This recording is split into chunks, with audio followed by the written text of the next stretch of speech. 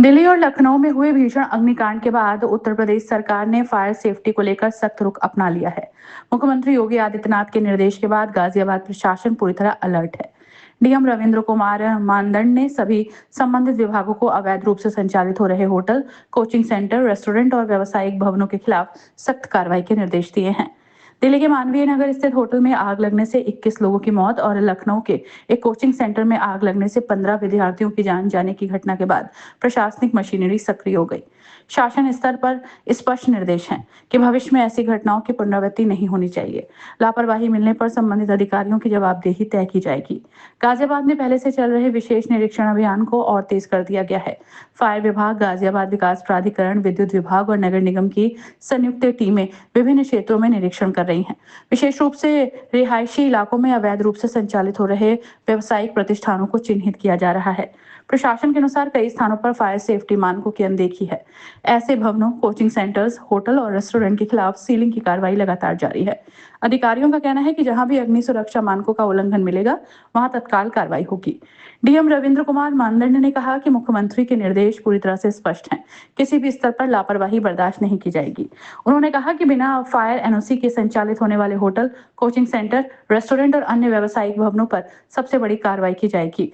साथ ही संबंधित अधिकारियों की भी जिम्मेदारी तय होगी।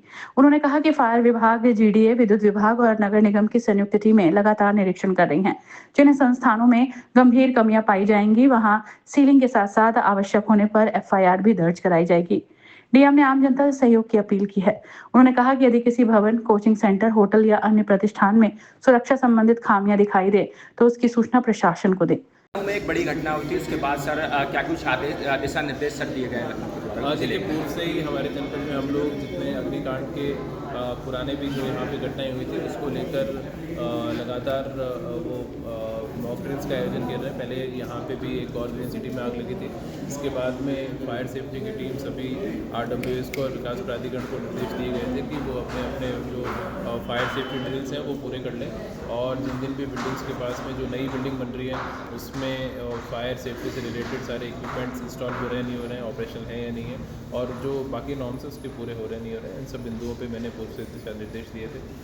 मल्टीपल लोकेशंस पे मॉक ड्रिल्स का आयोजन भी किया गया है, और आरडब्ल्यूएस को भी हम लोगों ने यहाँ से लिखित में इंस्ट्रक्शन जारी किए थे कि उससे रिलेटेड जितने भी वहाँ फायर इक्विपमेंट हैं वो सारे ऑपरेशन होने चाहिए, और जो एक ट्रेंड मैन पावर वहाँ पे 24/7 रहना होता है उसकी भी नियुक्ति वो करें।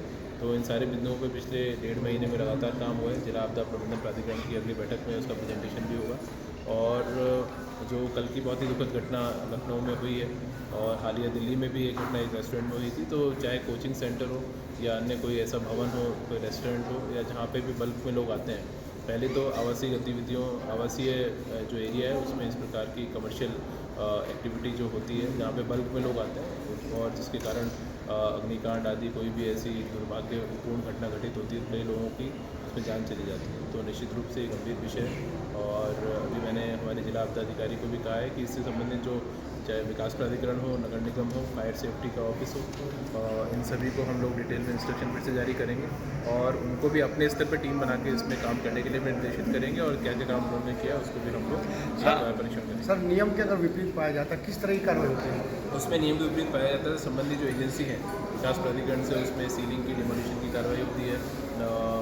विद्युत विभाग ने अगर उन्हें इसमें कमर्शियल कनेक्शन दिया है तो उसके विच्छेदन की, और किस अधिकारी ने दिया उसकी कार्रवाई होती है, क्योंकि वहाँ पे रेजिडेंशियल एरिया आसपास और मकान होते हैं। बल्क में अगर ऐसी एक्टिविटी होती है तो बाकी लोगों की भी जान को खतरा होता है, और उसमें जो लोग आते हैं उनकी जान को तो खतरा होता ही होता है। सर, इस तरह की जांच पड़ताल का आज भी अभियान चलाया जाएगा? ये लगातार अभियान पहले से ही चल रहा है, और अभी पुनः और आगे भी उसको और एग्रेसिव तरीके से चलाएंगे। ठीक।